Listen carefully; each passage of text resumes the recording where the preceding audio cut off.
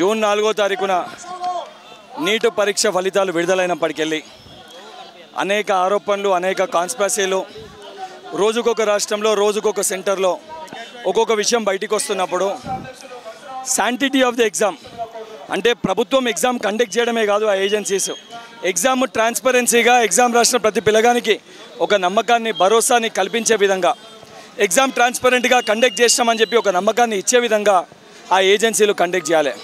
అవి కండక్ట్ చేయలేనప్పుడు, ఆరోపణలు బయటికి వస్తున్నప్పుడు, దానితో పాటు అవి రుజువు అవుతున్నప్పుడు ఈ గ్రేస్ మార్క్ కానీ, ఒకటే సెంటర్లో 8 మందికి 9 మందికి ఫుల్ మార్క్స్ రావడం కానీ ఇటువంటి విషయం వచ్చినప్పుడు, శాంటిటీ ఆఫ్ ది ఎగ్జామ్ దెబ్బతిన్నప్పుడు న్యాయస్థానాన్ని ఆశ్రయించి న్యాయస్థానం తీర్పు చెప్పేంత వరకు చూడకుండా ఏదైతే ప్రజాస్వామ్యంలో ప్రజలకి మనం బాధ్యతగా పరిపాలన అందించాలి కాబట్టి ఆ దిశగా ఆలోచించి ఆ ఎగ్జామ్ని రీకండక్ట్ చేయాల్సిన బాధ్యత ఆ ప్రభుత్వాలపైన ఉంటుంది. నీట్ ఎగ్జామ్ కేంద్ర ప్రభుత్వం పరిధిలో వస్తుంది కాబట్టి, నేషనల్ ఎంట్రన్స్ ఎగ్జామ్ కాబట్టి కేంద్ర ప్రభుత్వం పైన ఉంటుంది. దాన్ని విస్మరించి, దాన్ని మర్చిపోయి ఆ కేంద్ర ప్రభుత్వానికి ప్రాతినిధ్యం వహిస్తున్న వ్యక్తి ఆ భరోసా కలిగే మాటలు ఆ 24 లక్షల మంది విద్యార్థులకి, వాళ్ళ తల్లిదండ్రులకి ఇవ్వాల్సిన అవసరం ఉంటుంది.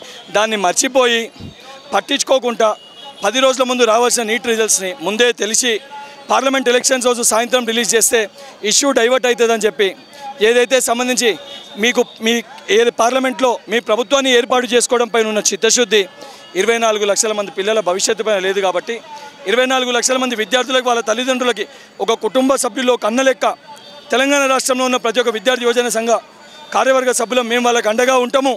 వారికి ఒక భరోసా ఇయ్యనికి ఈరోజు హిమాయత్నగర్ వై సర్కిల్కి వెళ్ళి అంబేద్కర్ చౌక్ వరకు పెద్ద ఎత్తున ప్రొటెస్ట్ మార్చిని నిర్వహించడం జరిగింది. ఇది కేవలం ప్రారంభం మటుకే.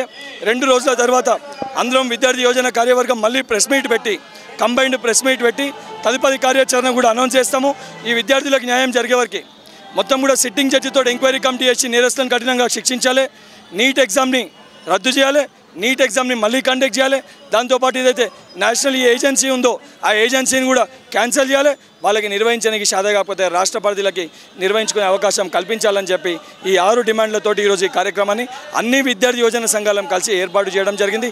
ఈ కార్యక్రమంలో విద్యార్థులు ఐక్యంగా ఉండి, విద్యార్థి యోజన సంఘాలు ఐక్యంగా ఉండి, ఇది రాజకీయ కోణంలో కాదు, 24 లక్షల మంది కుటుంబాల ఒక సమస్య పైన ఈ పోరాటాన్ని మేము చేయడం జరుగుతుంది. దీనికి సహకరించిన మీడియా మిత్రులకి, పోలీస్ అధికారులకి, అదేవిధంగా ఇబ్బంది కలిగిన తెలంగాణ ప్రజలకి క్షమాపణ కోరుతూ దీనికి సహకరించిన మీడియా మిత్రులకి, పోలీస్ అధికారులకి కృతజ్ఞతలు తెలియజేస్తున్నాము.